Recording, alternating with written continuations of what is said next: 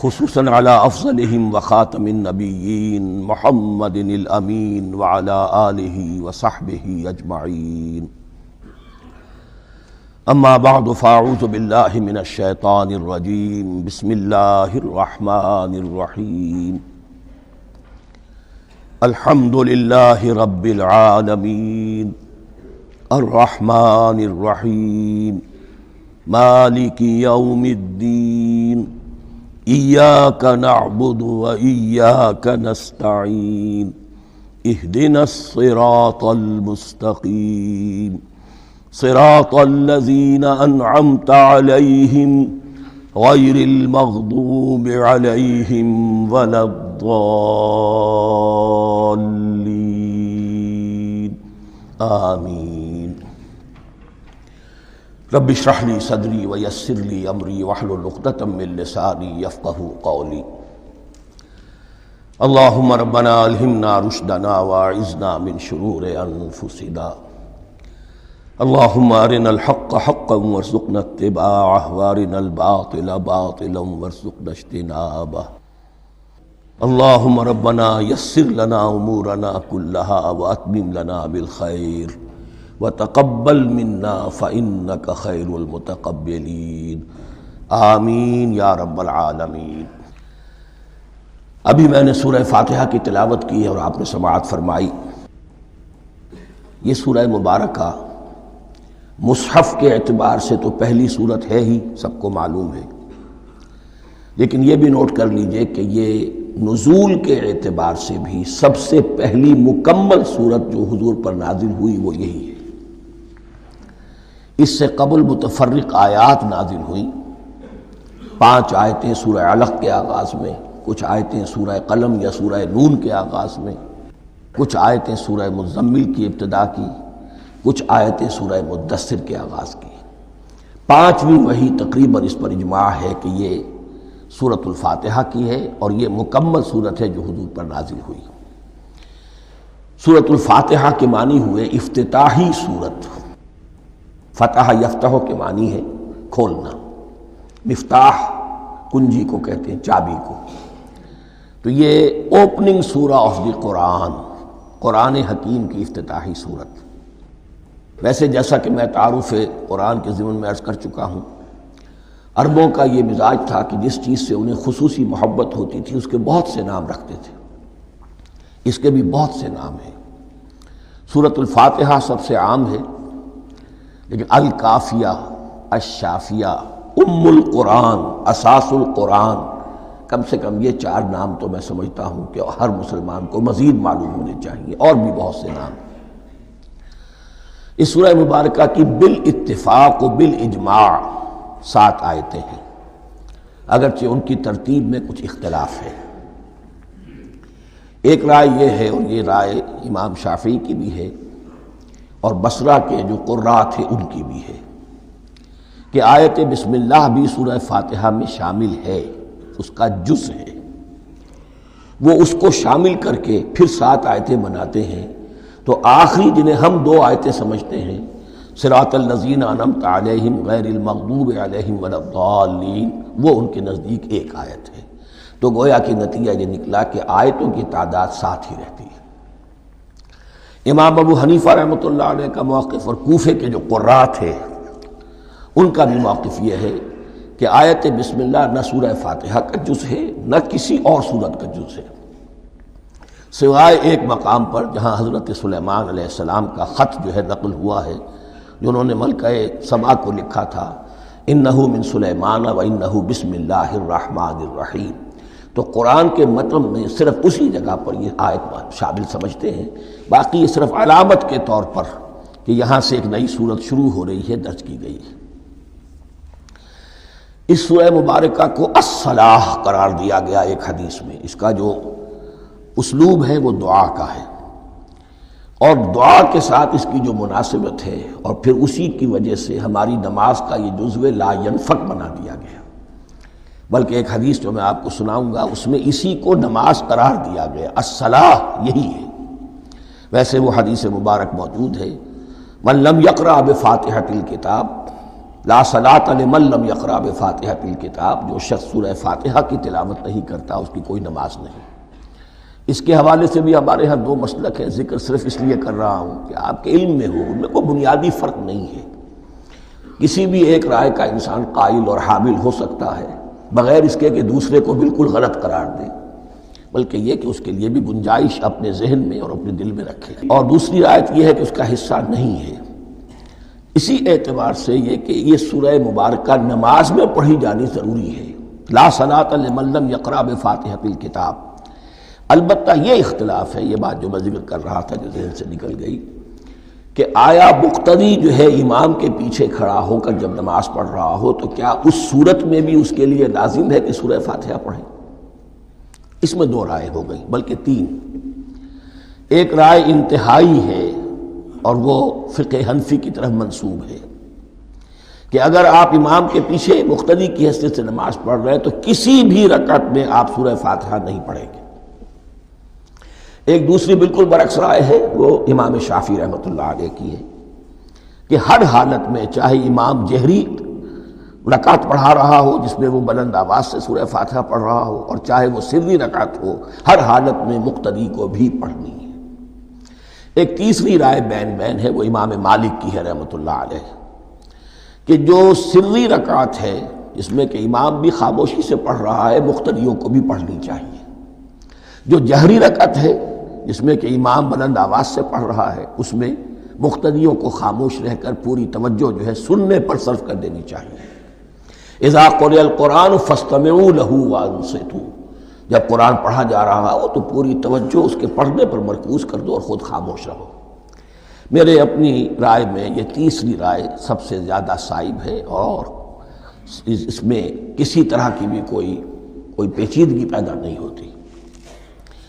بہرحال اس سورہ مبارکہ کا جو اسلوب ہے میں نے عرض کیا دعائیہ ہے، البتہ قرآن مجید کے علم اور حکمت کے اعتبار سے، اس کے فلسفے کے اعتبار سے ایک بات سمجھ لینی چاہیے۔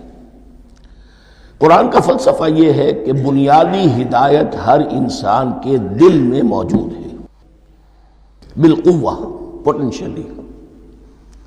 یہ جو قرآن مجید یا اللہ کی کتابیں نازل ہوتی ہیں یہ انہیں ایکٹیویٹ کرتی ہیں، وہ اندر کی جو ڈورمنٹ کانشسنس ہے، خوابیدہ شعور جو ہے اسے بیدار کر کے اور پھر یہ کہ اسے اجاگر کرتی ہیں۔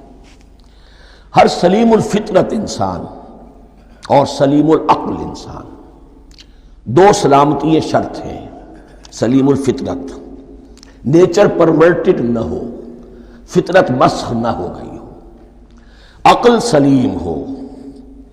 ان دونوں چیزوں کا نتیجہ یہ نکلتا ہے کہ وہ انسان از خود، بغیر کسی وحی کی رہنمائی کے، بغیر کسی نبی کی تعلیم کے سے استفادہ کیے ہوئے از خود بھی کچھ حقائق تک پہنچ جاتا ہے۔ اور وہ حقائق کیا ہیں؟ نمبر ایک یہ کہ اس کائنات کا ایک خالق ہے اور وہ ایک ہے، اور وہ تمام صفات کمال سے متصف ہے۔ نمبر دو یہ کہ انسان کی زندگی صرف یہ زندگی نہیں ہے بلکہ ایک اور زندگی ہے کہ جس میں اس زندگی کے اعمال کے نتائج برآمد ہوں گے۔ یہ دو باتیں، اس کی زیادہ وضاحت کے ساتھ جو ہے اس کا تذکرہ آئے گا سورہ لقمان میں، جہاں حضرت لقمان کی شخصیت کا تذکرہ ہے۔ لیکن یہاں صرف یہ بات سمجھ لیجئے کہ قرآن کا فلسفہ یہ ہے کہ ہر انسان میں، ہر فرد نوع بشر میں جو اپنی ولادت کے وقت مسلم ہوتا ہے، حضور کی حدیث ہے کل مولود یولد علی الفطرہ ابواہ یحودانہ او ینصرانہ او یمجسانہ، ہر بچہ نوع انسانی کا فطرت اسلام پر پیدا ہوتا ہے، وہ فطرت کے اندر وہ ہدایت ودیت ہے۔ اب اگر وہ فطرت بس نہیں ہوئی اور عقل جو ہے وہ صحیح رخ پر کام کر رہی ہے تو ان دو حقائق تک وہ انسان خود پہنچ جائے گا۔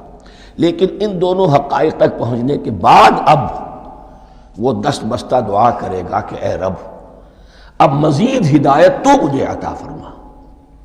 ایک تو یہ کہ میں کیا کروں کیا نہ کروں، میری عقل اس میں ٹھوکر کھا سکتی ہے، میں کسی اچھی چیز کو بری سمجھ سکتا ہوں، کسی بری کو اچھی سمجھ سکتا ہوں، تو مجھے صحیح راستہ، صحیح راہ ہدایت پر چلا۔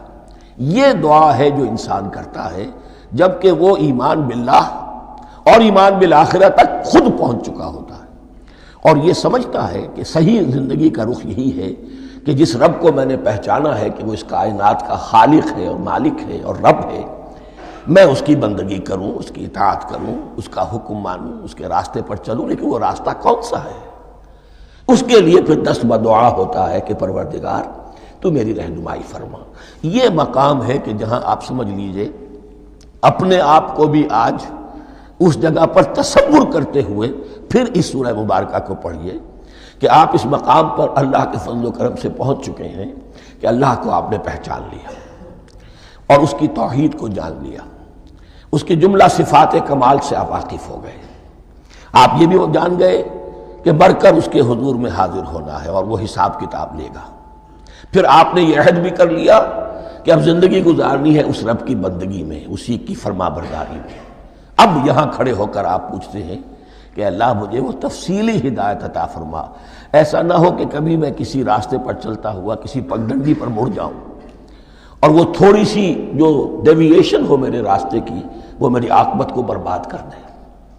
یک لحظہ غافل گشتم و صد سال راہم دور شد، اس لیے کہ ہوتا یہی ہے سیدھے راستے سے ذرا سی کوئی پگڈنڈی جو ہے تھوڑے سے اینگل پر نکلی ہے، لیکن جب چلتے جائیں گے آپ تو جتنے آگے بڑھیں گے اس پر، اس راہ صراط مستقیم سے آپ اتنے ہی زیادہ دور ہوتے چلے جائیں گے۔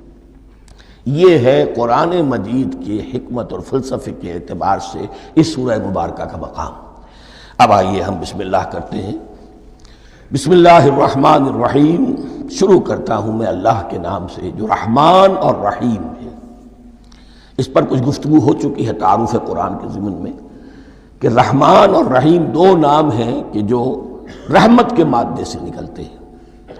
رحمان میں اللہ تعالیٰ کی رحمت کا جوش، ہیجانی کیفیت، طوفانی کیفیت، اور رحیم میں اللہ تعالیٰ کی رحمت کا دوام اور تسلسل۔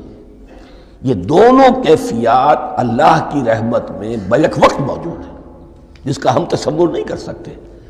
ہم سمندر کو دیکھتے ہیں، متلاطم سمندر ہے، اس میں ہیجان ہے، طوفان ہے۔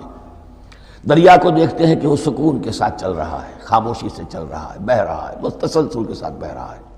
ہم ان دونوں کیفیات کو علیحدہ علیحدہ دیکھتے ہیں تو ہمارا ذہن ان دونوں کو بیک وقت اس کا تصور نہیں کر سکتا، تخیل ممکن نہیں۔ لیکن اللہ کی رحمت کی یہ دونوں شانیں مستقلاً ہر وقت موجود ہیں بیک وقت، اسی لیے ان دونوں کے درمیان کہیں حرف عطف نہیں آئے گا۔ بسم اللہ الرحمن الرحیم، الحمد للہ رب العالمین۔ کل حمد، اور حمد کو ذہن میں رکھ لیجئے، حمد مساوی ہے تعریف جمع شکر۔ عام طور پر ترجموں میں ایک لفظ لایا جاتا ہے، کل تعریف اللہ کے لیے، یہ کافی نہیں ہے۔ تعریف آپ کسی شے کی کر سکتے ہیں جس میں کوئی حسن ہے، خوبی ہے، کسی بھی اعتبار سے، خواہ آپ کو اس کے حسن و خوبی سے کوئی فائدہ حاصل نہیں ہو رہا۔ ایک پھول ہے، بہت خوبصورت ہے، بس ٹھیک ہے، خوبصورت ہے، آپ نے کہا، تعریف کر دی۔ شکر کرتے ہیں آپ اس شے کا جس سے آپ کو کوئی فائدہ پہنچا ہو، استفادہ ہوا ہو، آپ کی کوئی ضرورت پوری ہوئی ہو، آپ کی کوئی مشکل رفع ہوئی ہو۔ اور آپ دیکھیں گے کہ حمد میں یہ شکر کا پہلو غالب ہے۔ جتنی بھی دعائیں ہیں حضور سے منقول، شکر کے مقام پر وہاں حمد آتا ہے۔ بھوک لگی ہوئی تھی، کھانا کھایا، الحمدللہ الذی اطعمنی وسقانی۔ اب یہاں دیکھیے ترجمہ تعریف نہیں، شکر ہے اس اللہ کا جس نے مجھے کھلایا اور پلایا۔ آپ بیت الخلاء سے باہر آئے، نجاستیں آپ سے دور ہو گئیں، طبیعت میں انشراح ہوا، الحمدللہ الذی اذھب عنی الاذی وعافانی۔ وہ شکر ہے اس اللہ کا جس نے اذیت بخش چیزیں مجھ سے دور کر دیں اور مجھے عافیت بخشی۔ تو یہ الحمدللہ رب العالمین، اللہ تعالیٰ کا حسن و کمال اور حسن و جمال اپنی جگہ بھی اس انتہا کا ہے کہ جتنی تعریف اس کا حق ہے ہم کر ہی نہیں سکتے، لیکن اس کے احسانات اور انعامات ہم پر اتنے ہیں کہ ہم ان کو بھی گن نہیں سکتے۔ لہذا ایک ہی احصاء ہم نے کر دیا الف لام کے ساتھ، الحمدللہ رب العالمین۔ تمام تعریفیں اور کل شکر اللہ کے لیے ہیں کہ جو تمام جہانوں کا پروردگار ہے، رب ہے، مالک ہے۔ رب میں ایک مفہوم ہوتا ہے ربوبیت کا، اور اس میں مفہوم شامل ہوتا ہے تربیت کا، ربیانی صغیرہ۔ تو مالک ہونا اور تربیت دینا۔ آپ جس شے کے مالک ہوں گے آپ چاہیں گے اس میں بڑھوتری ہو، اس میں اضافہ ہو، وہ نشو و نما پائے۔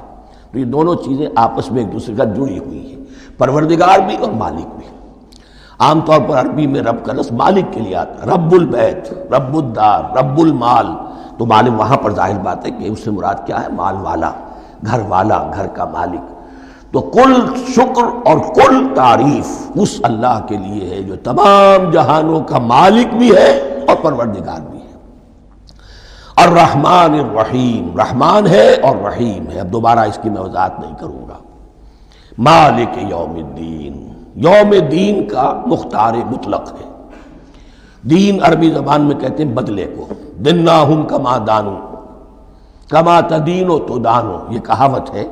جیسے اردو میں ہم کہتے ہیں جیسا کرو گے ویسا بھرو گے، کما تدینو تو دانو، تو یہ ہے بدلہ۔ اس کا بنیادی مفہوم جو ہے وہ بدلہ ہے۔ تو بدلے کا ایک دن ہے جس دن فیصلہ ہوگا کہ کون کیا کما کر لایا ہے اور اسے کیا بدلہ ملنا چاہیے۔ آیا اس کا برائیوں کا پلڑا بھاری ہے کہ اسے سزا ملنی چاہیے، یا اس کی حسنات اور نیکیوں کا پلڑا بھاری ہے کہ اسے جزا ملنی چاہیے، اس کا انعام اور اکرام کے ساتھ معاملہ کیا جانا چاہیے۔ وہ ایک دن ہے، اسے ہم یوم القیامہ کہتے ہیں۔ اور لیکن اصل بات جو یہاں کہی گئی، یعنی ایک جملے میں تین باتوں کا اعتراف ہو رہا ہے۔ بعث بعد الموت، ایک دن آئے گا کہ ہم مرنے کے بعد تمام انسان اٹھا لیے جائیں گے۔ پھر حساب و کتاب، پھر اللہ کے ہاں حاضری ہوگی اور حساب کتاب ہوگا۔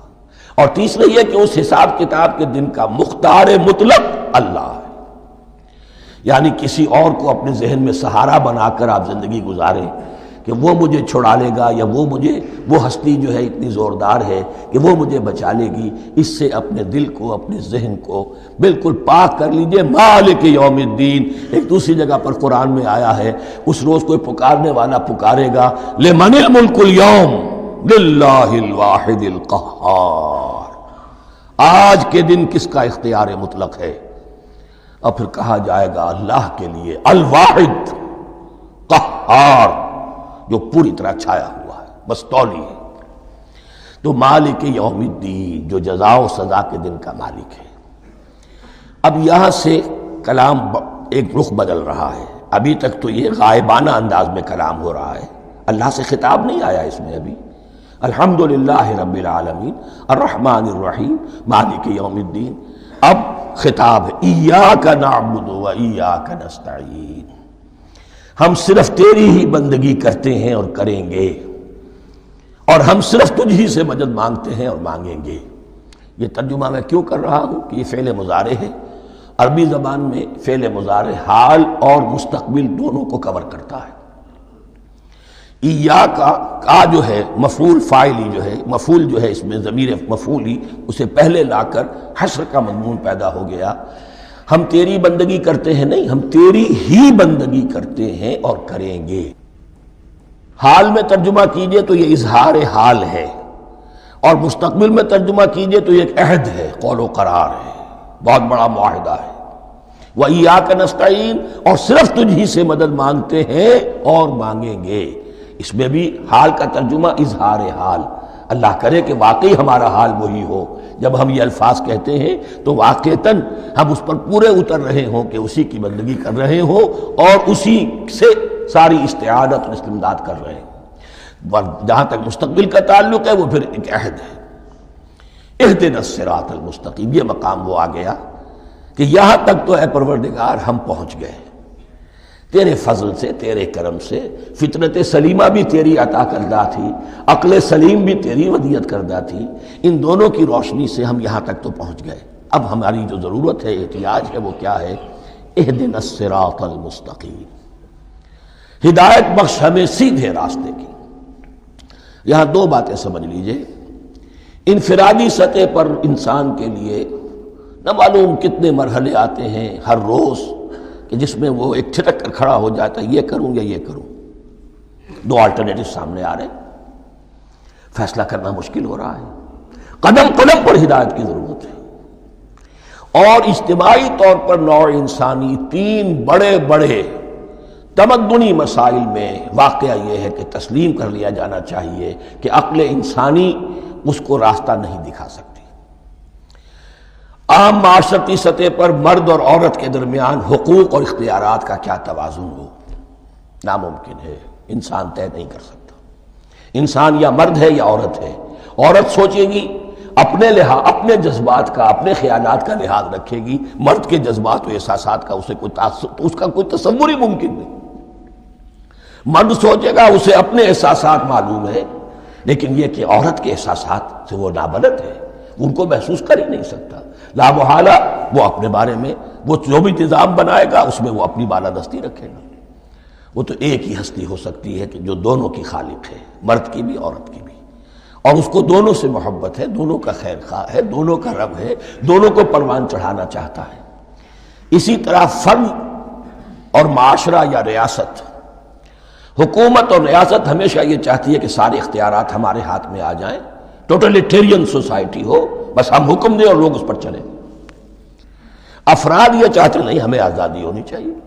اب آپ دیکھیے کہ دنیا میں کتنے جھگڑے چلتے ہیں اسی پر، فریڈم فریڈم فریڈم۔ وہ فریڈم واقعتاً اپنی جگہ پر ایک شے ہے، افراد کی آزادی ہونی چاہیے، لیکن افراد کی آزادی اتنی نہ ہو جائے کہ وہ مادر پدر آزاد ہو جائے، کوئی قانون، کوئی قاعدہ، کوئی اخلاقی کوئی حدود اور قیود جو ہے ان کا پابند نہ رہے۔ تو اب کہاں ہے وہ نقطہ اعتدال کہ جس میں انسان کے انفرادی آزادی، انفرادی اختیار اور ادھر اجتماعی مصلحتیں جو ہیں ان کو بیلنس کیا جا سکے؟ انسان طے نہیں کر سکتا، صرف اللہ ہی اس کے لیے نظام دے سکتا ہے۔ تیسرا مسئلہ ہے سرمایہ اور محنت، اس میں کیا توازن ہو؟ سرمایہ اور محنت دونوں مل کر کچھ بنا رہے ہیں، کچھ پروڈیوس کر رہے ہیں۔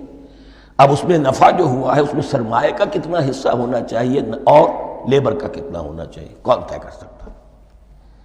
اس کے لیے بھی کہ ایسا نہ ہو کہ سرمایہ داری جو ہے آکاش بیل بن کر پورے معاشرے پر چھا جائے، اور غریب بیچارہ، مزدور بیچارہ، کاشتکار بیچارہ وہ گویا کہ چکی کے دو پارٹوں میں پس کر رہ جائے، اس کی کوئی حیثیت نہ رہ جائے۔ لیکن یہ کہ دوسری طرف اگر یہ کہ مزدور کا جو حق ہے اس سے زیادہ اس کو دے دیا جائے تو سرمایہ جو ہے وہ سکڑ جائے گا، شائی ہو جائے گا، وہ پھر میدان میں نہیں آئے گا۔ کیا کیا جائے؟ کون سا نقطہ عدل و اعتدال ہے؟ یہ تین مسائل ایسے ہیں، اہدنا الصراط المستقیم۔ تو یوں سمجھیے کہ ایک جو بنیادی ہدایت تھی، ایک اللہ کو پہچان لینا، یہ جان لینا کہ کل حسن و جمال اور تمام انعام و اکرام کا منبع اس کی ذات ہے، وہ رحمان ہے اور رحیم ہے، اور یہ جان لینا کہ مرنے کے بعد جی اٹھنا ہے، حساب کتاب ہے، فیصلہ ہوگا جزا و سزا کا، اور مختار مطلق اس دن کا اللہ ہے۔ پھر یہ عہد کر لینا ایاک نعبد و ایاک نستعین۔ اس کے بعد دعا، پروردگار ہمیں ہدایت پر قائم رکھ، ہماری ہدایت میں اضافہ فرما۔ اس ہدایت کے لفظ کو سمجھ لیجئے، بنیادی ہدایت، تفصیلی ہدایت، قدم قدم پر ہدایت، ہدایت پر ہدایت۔ والذین اہتدوا زادہم ہدی، جو لوگ ہدایت کے راستے پر آتے ہیں اللہ ان کی ہدایت میں اضافہ کرتا ہے۔ تو یہ قدم قدم پر ہمیں ہدایت کی ضرورت ہے اور مرحلہ وار ضرورت ہے۔ ہدایت اس کو بھی کہتے ہیں کہ کسی نے آپ سے کوئی پتہ پوچھا، آپ نے کہا ادھر جانا، پھر دوسری گلی میں مڑنا، پھر جانا دو تین لائٹیں چلے جانا، پھر مڑنا، وغیرہ وغیرہ، یہ بھی ہدایت ہے۔ نظری طور پر آپ نے بتایا ہے۔ ایک ہدایت یہ ہوئی کہ بھائی میں چلتا ہوں آپ کے ساتھ، میں آپ کو وہاں تک پہنچا دوں گا تاکہ آپ کو دقت نہ ہو، آپ نے منزل تک پہنچا دیا۔ ان دونوں کے درمیان، یہ تو میں نے ایک فرد کی مثال دی ہے، اللہ اور بندے کے درمیان نہ معلوم کتنے مراحل ہیں ہدایت کے۔ تو کسی وقت بھی انسان اپنے آپ کو ہدایت خداوندی سے مستغنا نہیں سمجھ سکتا، اور نہیں تو پروردگار جو ہدایت دی ہے اس پر ہدایت پر قائم رکھ۔ کیا پتہ شیطان کا کوئی حملہ، کیا پتہ ہمارے نفس کی کوئی شرارت کسی ایسے رخ پر ہمیں ڈال دے کہ اب تک کی ساری کمائی بھی ضائع ہو جائے۔ لہذا یہ نہ سمجھیے کہ جب یہ ساری چیزیں ان کو معلوم تھیں، ان چیزوں کا تو اقرار کر رہے تو اب ہدایت کون سی مانگ رہے؟ تو ہدایت کا تو بڑا میدان کھلا ہوا ہے، اور اس ہدایت کی وہ جو میں نے آخری شکل آپ کو بتائی ہے کہ منزل مقصود تک پہنچا دے، یہ ہدایت بھی قرآن مجید میں اس معنی میں بھی لفظ آیا ہے کہ اہل جنت جب جنت میں داخل ہوں گے تو جو ترانہ حمد ان کی زبان پر اس وقت ہوگا وہ کیا ہے؟ الحمدللہ الذی ہدانا لہذا وما کنا لنہتدی لولا ان ہدانا اللہ، کل شکر اس اللہ کا جس نے ہمیں یہاں تک پہنچا دیا، ہدایت دی یہاں تک پہنچا دیا، اور ہم ہرگز نہ پہنچ پاتے، ہم ہرگز ہدایت یافتہ نہ ہو سکتے اگر اللہ ہی ہمیں ہدایت نہ دیتا۔ اہدنا الصراط المستقیم، سیدھا راستہ، صراط الذین انعمت علیہم، اب اس کی مزید وضاحت ہے، راستہ اس کا ان لوگوں کا جن پر تیرا انعام ہوا۔ یہ کون لوگ ہیں؟ اس کی وضاحت آپ کو ملے گی سورہ نساء میں، من یطع اللہ والرسول فاولئک مع الذین انعم اللہ علیہم من النبیین والصدیقین والشہداء والصالحین۔ چار طبقات ہیں منعم علیہم، جن پر اللہ کا انعام ہوا ہے۔ چوٹی پر انبیاء کرام، اس کے بعد صدیقین کرام، اس کے بعد شہداء عظام، اس کے بعد عام صالح مسلمان، صالح ہو۔ یہ بیس لائن ہے، اس سے اوپر کا درجہ شہداء کا ہے، اس سے اوپر کا درجہ صدیقین کا ہے، اور پھر اس سے اوپر کا درجہ انبیاء کا ہے۔ انبیاء میں سے پھر وہ بھی ہوتے ہیں کہ جو اولو العزم میں من الرسل ہیں، لیکن یہ چار طبقات ہیں، ان کے راستے پر ہمیں چلا۔ غیر المغضوب علیہم ولا الضالین،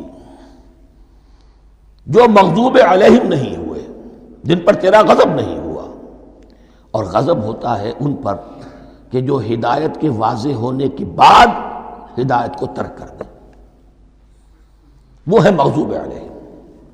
جنہیں ہدایت مل گئی ہو، ہدایت کو پہچان لیا ہو، پھر اپنی شرارت نفس کی وجہ سے، اپنی نفسانیت کی وجہ سے، اپنے تکبر کی وجہ سے، اپنے حسد کی وجہ سے وہ اس حق کو رد کر دیں، اس کو ترک کر دیں، ان پر اللہ کا غضب آتا ہے۔ اور اس میں اس کی بہت بڑی مثال تاریخ کے اعتبار سے یہودی ہیں۔ اللہ نے انہیں ہدایت دی، کتابیں عطا کی، تورات، انجیل، زبور، سینکڑوں نبی ان میں مبعوث کیے، 1400 برس تک نبوت کا تار ٹوٹا ہی نہیں، مسلسل۔ ابتدا میں بھی 2 نبی، موسیٰ اور ہارون، اور اختتام پر بھی 2 نبی، عیسیٰ اور یحییٰ علیہ السلام، اور ان کے مابین کوئی لمحہ نہیں آیا ہے تاریخ بنی اسرائیل میں جبکہ کوئی نہ کوئی نبی موجود نہ ہو۔ لیکن انہوں نے اپنی شرارت نفس کی وجہ سے ہدایت تورات سے بھی منہ موڑا، اور پھر سب سے بڑی بات یہ کہ ہدایت محمدی سے، ہدایت قرآنی سے بھی صلی اللہ علیہ وسلم منہ موڑا، وہ ہے مغضوب علیہم ولا الضالین، اور نہ ہی گمراہ ہوئے۔ یہ لفظ جو آتا ہے عربی زبان میں، گمراہ کا بھی ہے اور تلاش حق میں بھٹکنے والے کا بھی ہے۔ ایک وہ شخص ہے جس پر حق ابھی واضح نہیں ہوا، وہ تلاش میں ہے، اس کے لیے بھی ضال کا لفظ آئے گا۔ اسی طرح کوئی شخص کسی کے عشق اور محبت میں ایسا ہو جائے، دیوانہ ہو جائے، اس کو بھی ضال کہتے ہیں، یعنی اس کے اوپر جذبات کا اتنا غلبہ ہو گیا ہے کسی کی محبت اور عشق کی بنا پر۔ تو حضور کے لیے یہ لفظ آیا ہے وَوَجَدَكَ ضَالًّا فَهَدَىٰ، اور یہ تو سورۃ الضحیٰ ہے، اکثر بیشتر لوگوں کو یاد ہوگی۔ تو یہ جو ضال کا لفظ ہے، اس میں سمجھ لیجئے ضروری نہیں ہے کہ وہ گمراہ ہو، بلکہ وہ بھی کہ جو ابھی راہ ہدایت کی طلب میں، اس کے حصول کے لیے اس کی تلاش میں کوشاں ہیں، اور وہ بھی کہ جو کسی مغالطے کی وجہ سے حق سے منحرف ہو جائے۔ یہ بھی جان لیجئے کہ ایک ہے بدنیتی، تکبر، حسد، حق کو جان کر پہچان کر رد کر دینا یا چھوڑ دینا یا ترک کر دینا۔ ایک ہے کسی غلطی میں، کسی جذبات کے اندر آ کر، کسی غلو کے اندر مبتلا ہو کر اور حق سے منحرف ہو جانا۔ اس کی جو سب سے بڑی مثال ہے وہ نصارہ ہے، عیسائی ہے۔ حضرت مسیح کو انہوں نے مانا لیکن غلو کیا، یہ لفظ آئے گا آگے، لا تغلو فی دینکم، اپنے دین میں غلو نہ کرو۔ جیسے ہمارے ہاں بھی بعض لوگ ہیں جو حضور صلی اللہ علیہ وسلم کی تعریف میں، حضور صلی اللہ علیہ وسلم کے ساتھ اپنی محبت کے اظہار میں غلو کر جاتے ہیں۔ یہ انتہا درجے کو ہو گیا تھا حضرت مسیح علیہ السلام کے ماننے والوں میں، اور اس کی بنا پر انہوں نے تثلیث کا عقیدہ ایجاد کر لیا اور حضرت مسیح علیہ السلام کو اللہ کا بیٹا بنا دیا۔ تو اس کی سب سے بڑی مثال ضالین کی اس اعتبار سے کہ ہدایت پانے کے بعد کسی بدنیتی سے نہیں بلکہ کسی اچھے جذبے میں غلو کی وجہ سے، رسول سے محبت کرنا تو اچھا جذبہ ہے، لیکن یہ محبت بھی ایک حد میں رہنی چاہیے. غلو کرے گی تو ظاہر بات ہے کہ اس کے بعد وہ گمراہی کی طرف لے جائے گی. تو یہ ہے اس سورہ مبارکہ کا ترجمہ. اور اس کے بعد آخر میں آمین کہنا یہ مسنون بھی ہے، کہنا چاہیے. البتہ اختلاف یہاں بھی صرف اتنا ہے کہ نماز میں جب آپ امام کے ساتھ ہیں، وہ اگر جہری قرات کر رہا ہے تو آیا اس کے بعد آپ کو بھی بالجہر کہنا ہے آمین یا نہیں کہنا. یہ اختلاف ہے، ان میں کوئی فرق واقع نہیں ہوتا. یہ چیز متفق علیہ کہ کہنا ہے آمین. بلکہ یہ آمین تو یہودیوں میں ہے، یہ آمین جو ہے یہ عیسائیوں میں بھی ہے. ان کی بھی جو پریئر لارڈس پریئر ہے اس کے بعد آمین، وہ آمین کہتے ہیں. وہ فرق، وہ لفظ ایک ہی ہے.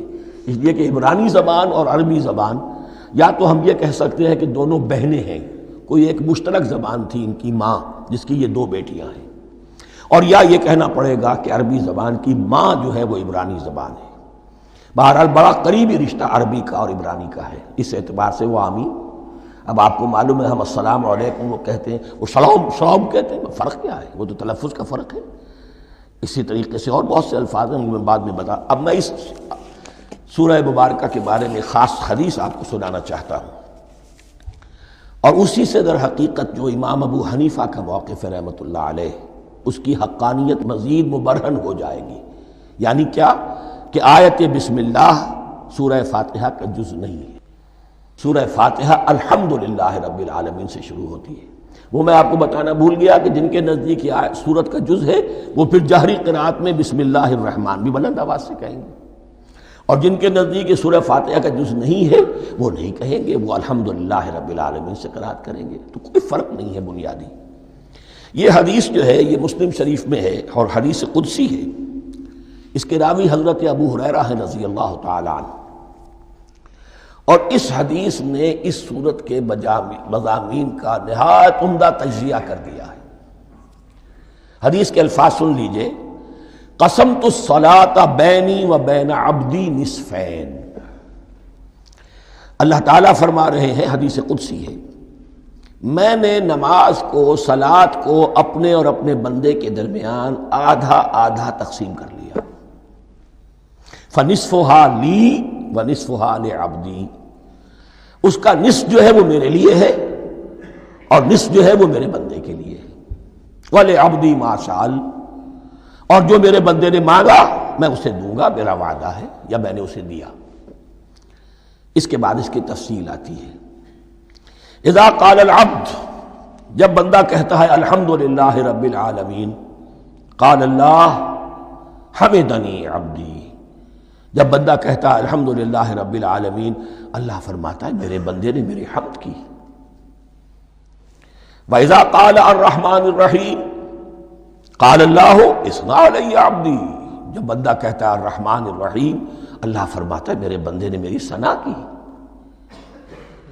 وَإِذَا قَالَ مَالِكِ يَوْمِ الدِّينِ قَالَ اللَّهُ تَعَالَىٰ مَجَّدَنِي عَبْدِي. میرے بندے نے میری تمجید بیان کی، میری بزرگی بیان کی.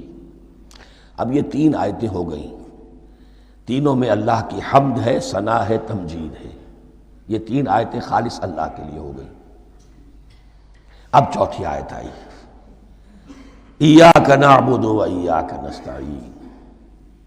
اس کے بارے میں جب بندہ کہتا ہے اذا قال العبد ایاک نعبد و ایاک نستعین، قال اللہ تعالی ھذا ما بینی و بین عبدی ولعبدی ما سأل. یہ میرے اور میرے بندے کے درمیان ہے. یہ تو یوں سمجھیے کہ یہ گرہ لگ گئی ہے میرے اور میرے بندے کے مابین.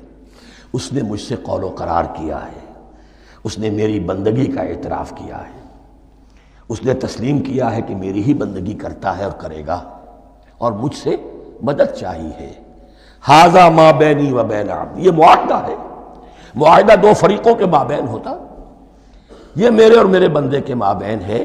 وَلِعَبْدِي مَا سَأَلَ. اور میں نے اپنے بندے کو دیا جو اس نے مانگا. وہ میری مدد چاہتا ہے، میری مدد اس کے شامل حال رہے گی. فَإِذَا قَالَ. اور جب بندہ کہتا ہے اهْدِنَا الصِّرَاطَ الْمُسْتَقِيمَ صِرَاطَ الَّذِينَ أَنْعَمْتَ عَلَيْهِمْ غَيْرِ الْمَغْضُوبِ عَلَيْهِمْ وَلَا الضَّالِّينَ قَالَ اللَّهُ تَعَالَى هَذَا لِعَبْدِي وَلِعَبْدِي مَا سَأَلَ. یہ تین آیتیں یہ میرے بندے کے لیے.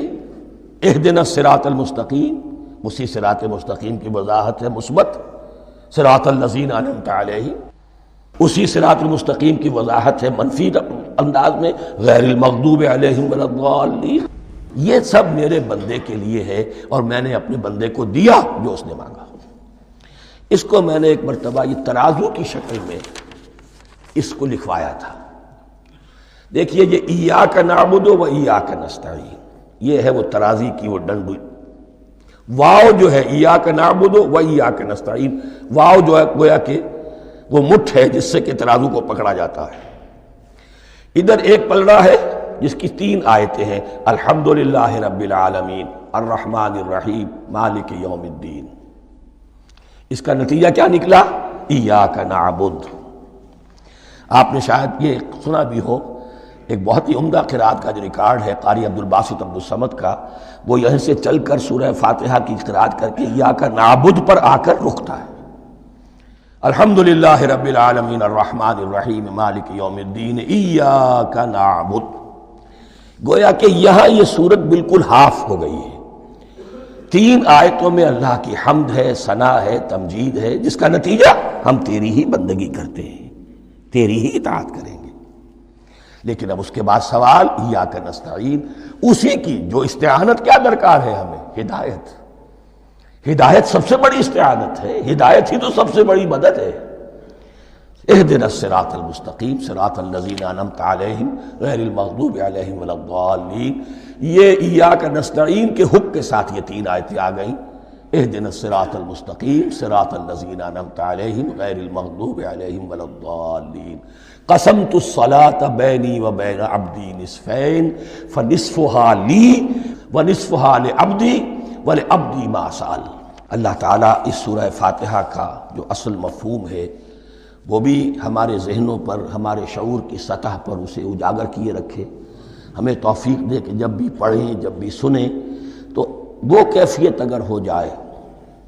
اس لیے کہ ایک حدیث ہے کہ الصلاۃ معراج المومنین، نماز تو اہل ایمان کے حق میں معراج کے درجے میں ہے۔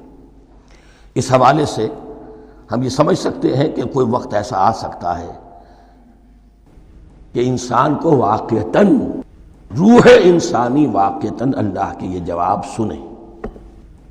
انہونی بات نہیں ہے، ہوتا ہے خطاب آخر، اٹھتا ہے حجاب آخر، کرتے ہیں خطاب آخر، یہ تو ہوتا ہے۔ مخاطبہ الہی، یہ تو میں نے عرض کیا کہ ثابت ہے، مخاطبہ، محادث اور تحدیث اللہ بندوں سے کلام کرتا ہے۔ اب آئیے بسم اللہ الرحمن الرحیم، اب یہ سورہ بقرہ شروع ہو رہی ہے۔ سورۃ البقرہ جو 286 آیات پر مشتمل ہے، تقریباً 2.5 پاروں پر پھیلی ہوئی ہے۔ ہر شخص جانتا ہے کہ یہ قرآن حکیم کی حجم کے اعتبار سے سب سے بڑی سورت ہے، لیکن یہ معاملہ صرف حجم کا نہیں ہے۔ نبی اکرم صلی اللہ علیہ وسلم نے اسے سنام القرآن قرار دیا ہے۔ آپ نے فرمایا لکل شیء سنام، ہر چیز کی ایک چوٹی ہوتی ہے، جیسے اونٹ کا کوہان ہوتا ہے۔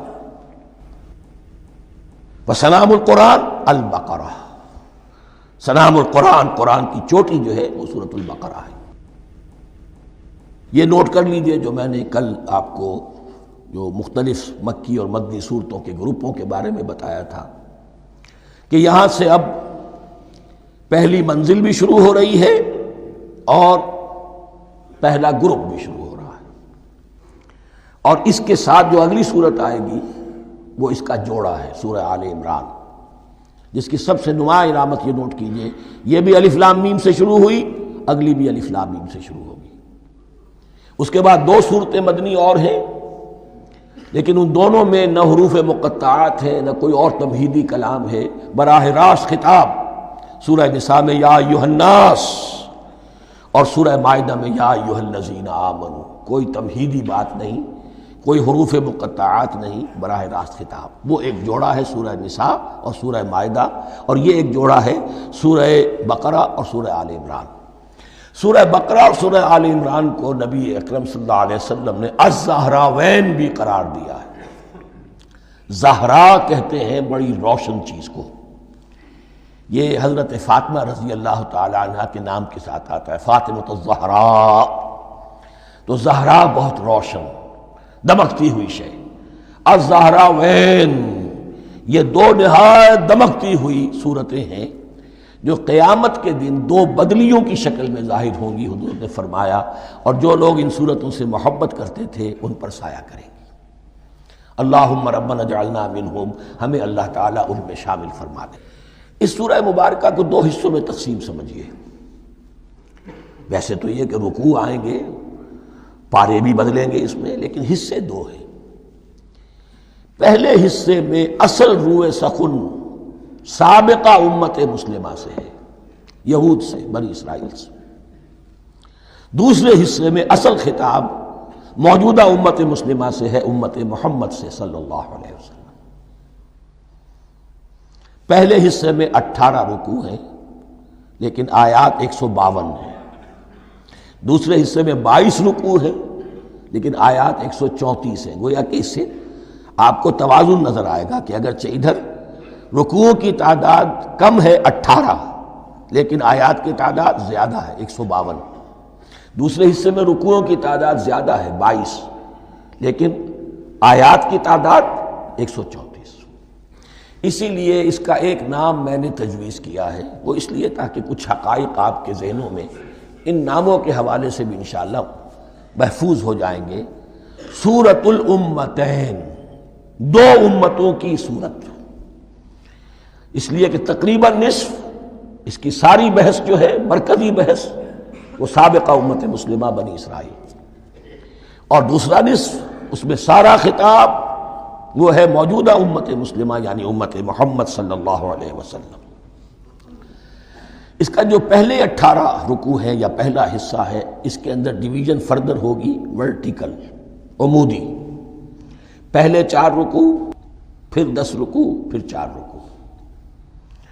لیکن جو 22 رکوع ہیں دوسرے حصے کے، دوسرے نصف کے، اس میں ڈویژن جو ہے جو ہاریزونٹل ہے، وہ افقی تقسیم ہے، عمودی نہیں، افقی۔ وہ میں بعد میں بیان کروں گا جب ہم وہاں پہنچ جائیں گے۔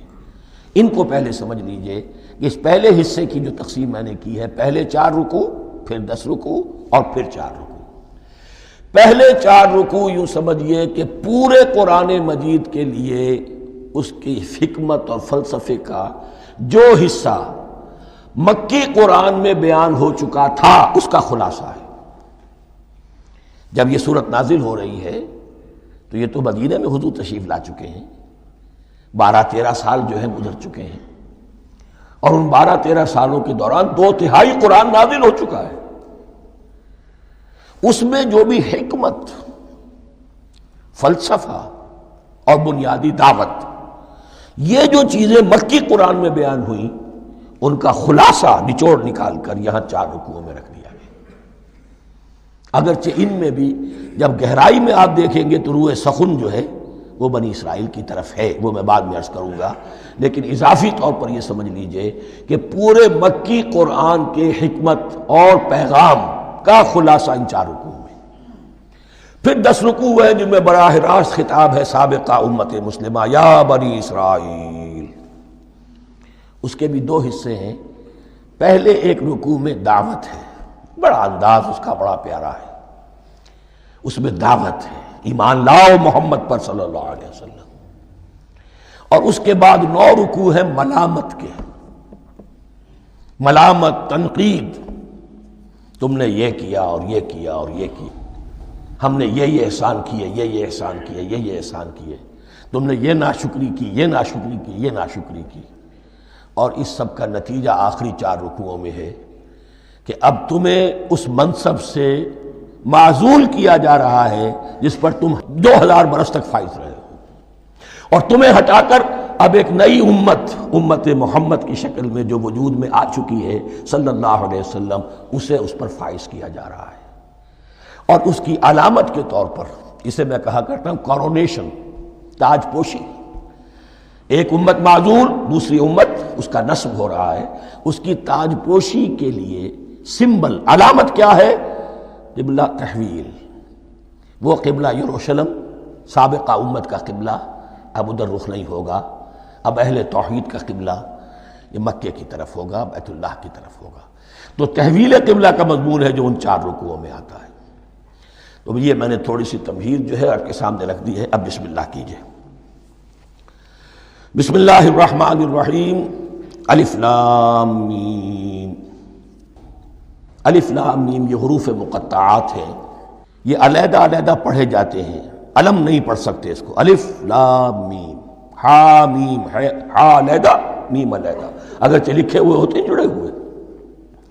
کاف ہا یا عین صاد لکھے ہوئے جڑے ہوئے، پڑھے جائیں گے علیحدہ علیحدہ. قطع علیحدہ کرنا. تو حروف مقطعات ان کے بارے میں ایک بات تو جو ہے اجماعی ہے، سب کے نزدیک مسلم ہے. ان کا کوئی حتمی مفہوم اور ان کے حتمی معنی کسی کو معلوم نہیں سوائے اللہ اور اس کے رسول کے. اس معنی میں یوں بھی کہا گیا یہ کوڈ ورڈز ہیں، جیسے کہ کوئی میسیجز جو ہیں ادھر ادھر بھیجے جاتے ہیں، سیکرٹ میسیجز، تو کچھ کوڈ ورڈز ہوتے ہیں جس سے سمجھ میں آتا ہے کہ یہ بات واقعتاً صحیح سورس سے آ رہی ہے، واللہ عالم. لیکن اس کا کوئی مفہوم اور اس کے معنی جو ہیں وہ اتفاق اس پر ہے، اگرچہ بعض حضرات نے کچھ اپنی سی کوشش کی ہے، کچھ مفہوم جو ہے بنانے کی، وہ اپنی جگہ پر ہے. لیکن یہ کہ کسی حضرت عبداللہ ابن عباس رضی اللہ تعالی عنہما نے بعض ایسی کوششیں کی ہیں، لیکن ان کی رائے کو بھی ان کی ذاتی رائے سمجھا گیا ہے، امت نے اسے قبول نہیں کیا. اجماع اور کنسنسس اسی پر ہے کہ اس کے معنی اور مفہوم کسی کو معلوم نہیں سوائے اللہ اور اس کے رسول کے. البتہ بعض چیزیں ایسی ہیں کہ وہ اگر نوٹ کر لی جائیں تو شاید آئندہ اس میں کچھ راز کھلنے کے امکانات پیدا ہو جائیں. دیکھیے عربی زبان کے جو الفابیٹس ہیں ان کی تعداد 29 ہے یا 28 ہے. میں بتا چکا ہوں، الف اور حمزہ کو ایک سمجھے تو 28 ورنہ 29. پہلی بات یہ نوٹ کیجئے، قرآن حکیم کی 114 صورتوں میں سے 29 صورتوں میں ان کے شروع میں یہ حروف مقطعات آئے ہیں. دوسری بات یہ کہ اس میں 28 کا نصف کیجئے تو 14 استعمال ہوئے، 14 نہیں استعمال ہوئے، بالکل آدھی تعداد استعمال ہوئی ہے. تیسرے یہ کہ جو شروع اور آخر اور درمیان 3 حصوں میں تقسیم کر دیجئے آپ، 9 9 9 پلواری 27، ایک طرف 10 رہ جائیں گے. پہلے حصے میں سے بہت کم حروف لیے گئے، بہت کم. آخری حصے کے تقریباً تمام حروف ہیں تقریباً. درمیانی حصہ وہ ہے کہ جس میں آپ نے دیکھا ہے کہ عربی میں جوڑوں کی شکل میں ہے، صاد ضاد، فرق کیا ہے نقطے کا، سین شین فرق کیا ہے نقطوں کا، را زا فرق کیا ہے نقطے کا. تو جو بھی نقطے والا لفظ ہے وہ نہیں لیا گیا، اور جو بغیر نقطے کے غیر منقوط ہے وہ لیا گیا. پھر اس میں 3 صورتیں ہیں جن میں ایک ایک حرف آیا ہے، سورہ قاف، سورہ نون، سورہ صاد. پھر صورتیں ہیں جن میں 2 2 آئی ہیں، جن میں 3 3 آئے ہیں، پھر 4 4 آئے ہیں. 2 ہی صورتیں ہیں جن میں 4 4 ہیں، اور 2 ہی صورتیں جن میں 5 5 ہیں. تو یہ ہے صرف کیوں سمجھئے کہ اعداد و شمار. اس کے حوالے سے کچھ آدمی غور کرے تو شاید کوئی بات نکلے. باقی وہ مثال میں آپ کو بتا دیتا ہوں کہ حضرت عبداللہ ابن عباس نے ایک رائے ظاہر کی کہ الف لام میم در حقیقت ایک جملے کا خلاصہ ہے. انا اللہ اعلم، پہلا لفظ انا، اس کا الف لے لیا. درمیانی لفظ اللہ، اس کا درمیانی لام لے لیا. تیسرا لفظ اعلم، یہ آخری لفظ ہے، آخری حرف میم لے لیا. انا اللہ اعلم، میں اللہ جانتا ہوں. واللہ اعلم، واقعتاً اللہ ہی جانتا ہے. یہ حضرت عبداللہ ابن عباس کی رائے ہے، لیکن اگرچہ انہیں حبر الامت مانا گیا ہے، لیکن یہ کہ ان کی اس رائے کو بھی اکثر و بیشتر مفسرین نے قبول نہیں کیا. اب جو پہلے 2 رکوع ہیں اس سورہ بقرہ کے، ان کے بارے میں تعویل عام اور تعویل خاص کا ایک بڑا بنیادی فرق ہے جو نوٹ کر لینا چاہیے. جس وقت یہ صورت نازل ہو رہی ہے، میں عرض کر چکا ہوں کہ 12 سال ہو چکے تھے حضور کو اپنا فریضہ نبوت و رسالت ادا کرتے ہوئے.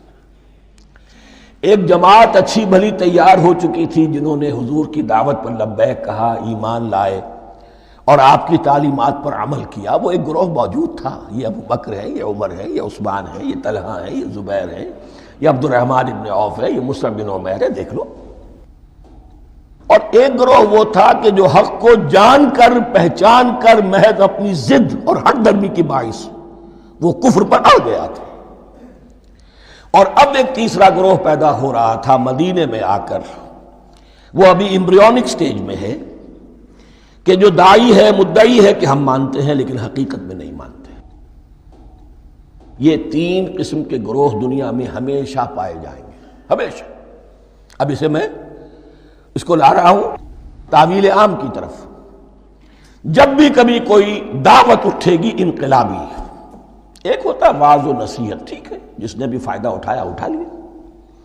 ایک ہوتی ہے دعوت انقلابی، وہ انقلابی دعوت کا ہدف ہوتا ہے نظام کو بدلنا۔ نظام بدلتا ہے تو ظاہر بات ہے کہ جو لوگ اس نظام میں جن کے ویسٹڈ انٹرسٹ ہیں اور جن کو پریولیجز حاصل ہیں، جن کے مفادات ہیں، وہ تو لازماً اپنے نظام کا تحفظ کریں گے۔ ٹکراؤ ہوگا، تصادم ہوگا، تصادم میں جانی نقصان بھی ہوگا، مالی نقصان بھی ہوگا۔ یہ گویا کہ کسی انقلابی دعوت کے لوازم ہیں۔ اگر یہ شے نہ ہو تو ان دعوت انقلابی ہے ہی نہیں۔ اس اعتبار سے ہر انقلابی دعوت کے جواب میں تین طبقے پیدا ہو جاتے ہیں۔ ایک وہ کہ جو اس دعوت کو قبول کرتے ہیں دیانت کے ساتھ، خلوص کے ساتھ، اخلاص کے ساتھ، اور پھر پوری جواں مردی کا ثبوت دیتے ہیں، ہر چہ بعد آباد، اب جو آئے سو آئے، جان دینی پڑے حاضر ہیں، مال دینا پڑے حاضر ہیں، کوئی تکلیف آئے، کوئی مشقت آئے، کوئی مصیبت آئے، کوئی قربانی کرے، حاضر۔ جب پکارا گیا واپس نہیں پھیرا کوئی فرمان جنوں کا، اور تنہا نہیں لوٹی کبھی آواز جرس کی۔ خیریت جاں راحت تن صحت داماں، سب بھول گئیں مصلحتیں اہل ہوس کی۔ ایک وہ لوگ ہوتے ہیں، ایک وہ لوگ ہوتے ہیں کہ جو اڑ جاتے ہیں ضد پر، ہٹ درمی پر، ماننے کے باوجود، جاننے کے باوجود کہ بات تو ٹھیک ہے جو کہہ رہے ہیں، کیسے مان لیں؟ ہماری سیادت، ہماری چودراہٹ، ہمارے مفادات، ہمارے یہ ساری چیزیں ان سب کے اوپر زد پڑ رہی ہے۔ یہ لوگ اڑ جاتے ہیں اور پھر کوئی دعوت، کوئی نصیحت، کوئی مزید افہام و تفہیم ان کے حق میں مفید نہیں ہوتی۔ اس لیے کہ صحیح بات ہے جو کہتے ہیں کہ سوتے کو تو جگایا جا سکتا ہے، جاگتے کو کیسے جگائیں؟ کوئی سویا ہوا ہے تو آپ اسے جگا دیں گے، جو جاگا ہوا ہے لیکن وہ بنا ہوا ہے، وہ اٹھنے کو تیار ہی نہیں ہے، تو آپ کیسے اٹھا دیں گے اس کو؟ تو جو لوگ جان بوجھ کر حق کو پہچان کر رد کر دیتے ہیں، پھر ان کے حق میں کوئی دعوت، کوئی نصیحت، کوئی تبلیغ، کوئی انذار، کوئی تبشیر مفید نہیں ہوتی۔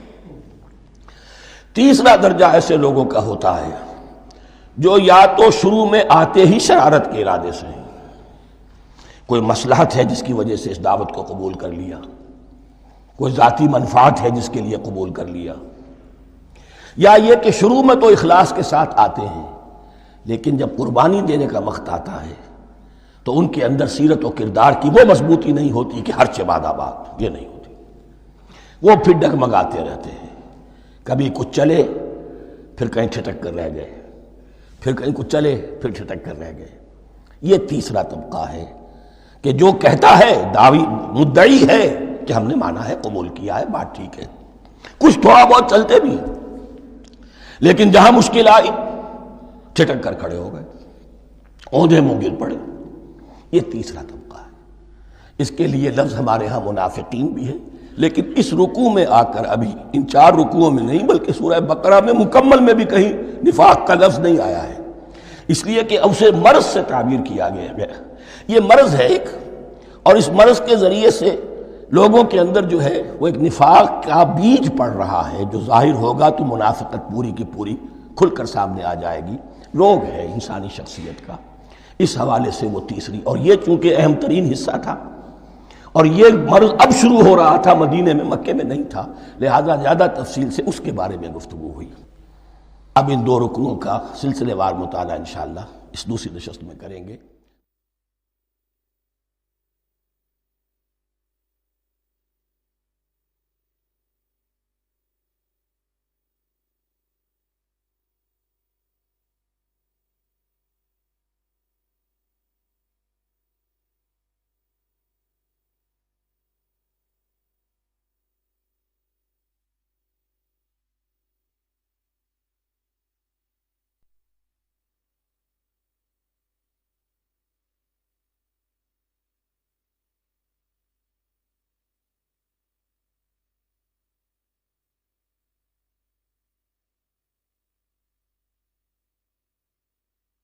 اعوذ باللہ من الشیطان الرجیم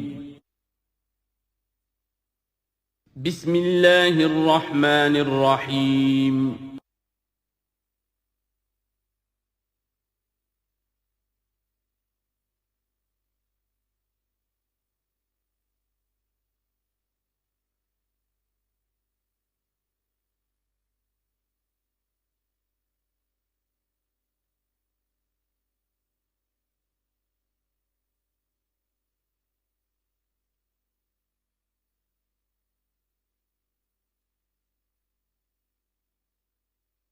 اعوذ باللہ من الشیطان الرجیم بسم اللہ الرحمن الرحیم الف لام میم ذالک الکتاب لا ریب فیہ صدق اللہ العظیم۔ الف لام میم حروف مقطعات ہیں جن کے بارے میں عرض کر چکا ہوں۔ ذالک الکتاب لا ریب فیہ، یہ وہ کتاب ہے اس میں کوئی شک نہیں۔ الکتاب اس لیے کہا گیا ہے کہ قرآن مجید کی پیشین گوئیاں اور خوشخبریاں سابقہ کتابوں میں موجود تھیں، اور چونکہ اس سورہ مبارکہ میں اصل خطاب کا رخ جو ہے وہ ہے سابقہ امت مسلمہ کی طرف، تو ذالک کتاب نہیں کہا گیا، ذالک کتاب لا ریب فیہ نہیں، ذالک الکتاب یہ وہ کتاب ہے، کتاب موعود ہے جس کی پیشین گوئیاں تورات اور انجیل میں موجود تھیں۔ لا ریب فیہ، اس میں کوئی شک نہیں، حرف اورا ریب نئے، تبدیل نئے، یہی الفاظ آئے ہیں سورہ سجدہ کے شروع میں بھی، الف لام میم تنزیل الکتاب لا ریب فیہ رب العالمین، لا ریب فیہ من رب العالمین، فیہ ھدی للمتقین۔ فیہ دونوں طرف مل سکتا ہے، لا ریب فیہ اسے معانقہ کہتے ہیں، لا ریب فیہ پڑھیں گے تو ہدن سے شروع کر دیں گے، لا ریب پر ختم کر دیں گے تو فیہ ہدن للمتقین، یہ دونوں معنی درست ہوں گے۔ ہدن للمتقین یہ ہدایت ہے، رہنمائی ہے اہل تقویٰ میں جو بچنا چاہیں۔ تقویٰ کا اصل مفہوم سمجھ لیجئے، وقا یقی کسی کو بچانا، تقویٰ خود بچنا۔ جن لوگوں کے اندر فطرت سلیمہ ہوتی ہے ان میں اخلاقی حس موجود ہوتی ہے، وہ بری چیز سے بچنا چاہتے ہیں، بھلی کو حاصل کرنا چاہتے ہیں، وہ لوگ ہیں کہ جو گویا کہ اس قرآن کا اصل مخاطب ہے، وہی اس سے استفادہ کر سکیں گے۔ الذین یؤمنون بالغیب، اب ان کے کچھ اوصاف، یہ اصل میں بہت زیادہ واضح ہوتا ہے تعویل خاص کے اعتبار سے کہ دیکھ لو درخت کو اپنے پھل سے پہچانتے ہیں، اس قرآن کے پھل موجود ہیں نا، یہ ابو بکر اور عمر اور عثمان اور علی کون ہیں؟ یہ جو مہاجرین آئے ہیں چل کر، مدینے والوں دیکھو یہ کون ہیں، ان کی شخصیتیں کیا ہیں، ان کا کردار کیا ہے، ان کے اوصاف کیا ہے، یہ کس درخت کے پھل ہیں؟ یہ اس بینہ کے پھل ہیں، یہ اس ذکرہ کے پھل ہیں۔ بینہ رسول من اللہ یتلو صحفا مطہرۃ فیہا کتب قیمہ، یہ اس شجرہ مبارکہ کے پھل ہیں، دیکھ لو ان کے کیا شب و روز ہے۔ الذین یؤمنون بالغیب، جو غیب پر ایمان رکھتے ہیں۔ تعویل عام کے اعتبار سے اس کا بہت اہم مفہوم ہوگا، جو یہ طے کر لے کہ سوائے مادے کی دنیا کے مجھے اس سے آگے جانا ہی نہیں، unless I can verify۔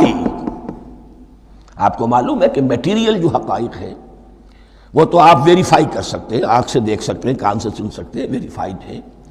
جو یہ سمجھ لے گا کہ اس کے بیونڈ کچھ نہیں ہے، اس کے لیے قرآن میں کوئی ہدایت نہیں۔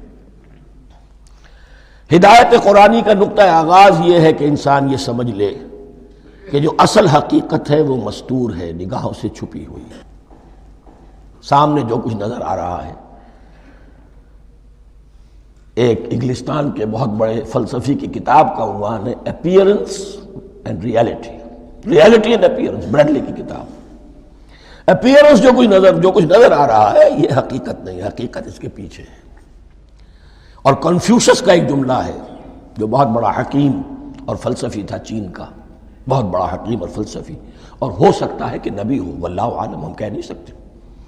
اس کی تعلیم بڑی اخلاقی تعلیم ہے، اور اس کا جملہ سنیے، یہ یؤمنون بالغیب کی اس سے زیادہ صحیح تشریح ممکن نہیں۔ There are certain things, there's nothing more real than what cannot be seen. And there's nothing more certain than what cannot be heard. وہ حقائق جو آنکھوں سے نہیں دیکھے جا سکتے اور کانوں سے نہیں سنے جا سکتے، ان سے زیادہ یقینی اور واقعی حقائق اور کوئی نہیں. There's nothing more real than what cannot be seen, and there's nothing more certain than what cannot be heard. الذین یؤمنون بالغیب ویقیمون الصلاۃ، نماز قائم کرتے ہیں. ومما رزقناہم ينفقون، اور جو کچھ ہم نے انہیں دیا ہے اس میں سے خرچ کرتے ہیں، خیر میں، بھلائی میں، نیکی میں، ابناء نو کی حاجات کو رفع کرنے میں، لوگوں کی تکلیفیں دور کرنے میں، خود اللہ کے لیے، اللہ کی رضا جوئی کے لیے، اللہ کو قرض حسنہ دیتے ہوئے. والذین یؤمنون بما انزل الیک وما انزل من قبلک، اور وہ کہ جو ایمان رکھتے ہیں اس پر بھی جو آپ پر نازل کیا گیا ہے محمد صلی اللہ علیہ وسلم، اور اس پر بھی کہ جو آپ سے پہلے نازل کیا گیا. یہ بہت اہم الفاظ ہیں، اس لیے کہ عام طور پر آج کل ہمارے ہاں یہ خیال پھیلا ہوا ہے کہ یہ تورات اور انجیل کے پڑھنے کا کوئی فائدہ نہیں، کوئی ضرورت نہیں. کوئی ضرورت نہیں کی حد تک تو شاید بات صحیح ہو، لیکن کوئی فائدہ نہیں، یہ بالکل غلط ہے. یہ ابتدا ہے قرآن کی، اور کس قدر اہتمام کے ساتھ کہا جا رہا ہے. ایمان صرف قرآن پر نہیں، اس پر بھی کہ جو اس سے پہلے نازل کیا گیا. اور سورہ نساء کی آیت، اور سورہ نساء نازل ہوئی ہے کہیں جا کر سن 6 ہجری میں. یا ایھا الذین آمنوا آمنوا باللہ ورسولہ والکتاب الذی نزل علی رسولہ والکتاب الذی انزل من قبل.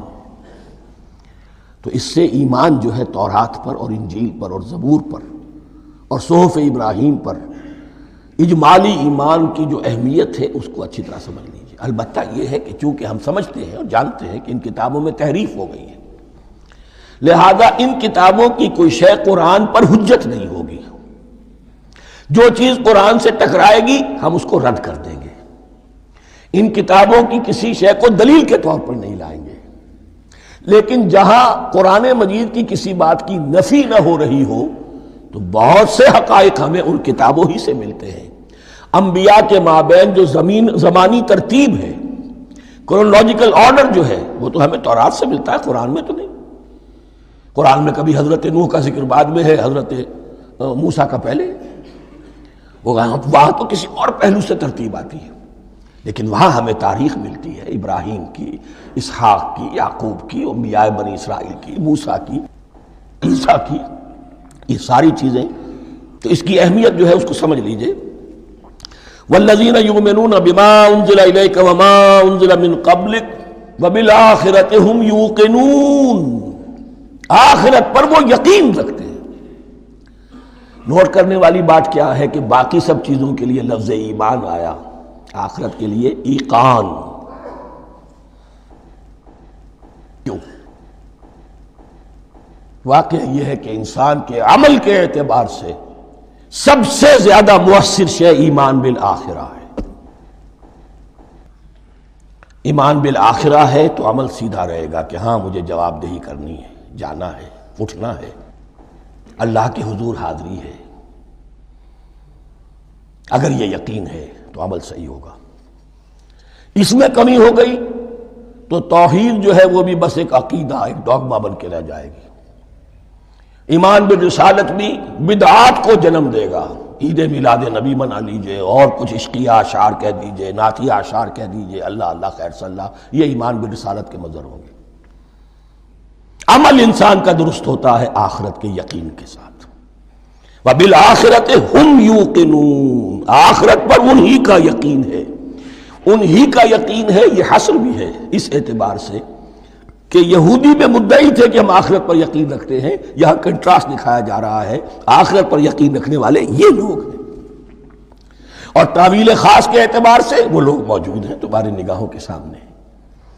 13 برس کی محنت کی کمائی محمد الرسول اللہ صلی اللہ علیہ وسلم کی، اس کتاب کی، یتلو علیہم آیاتہ ویزکیہم ویعلمہم الکتاب والحکمہ، اس کا جو نتیجہ ہے وہ تمہارے سامنے. اولئک علی ھدی من ربہم، یہ وہ لوگ ہیں جو اپنے رب کی طرف سے ہدایت پر ہیں.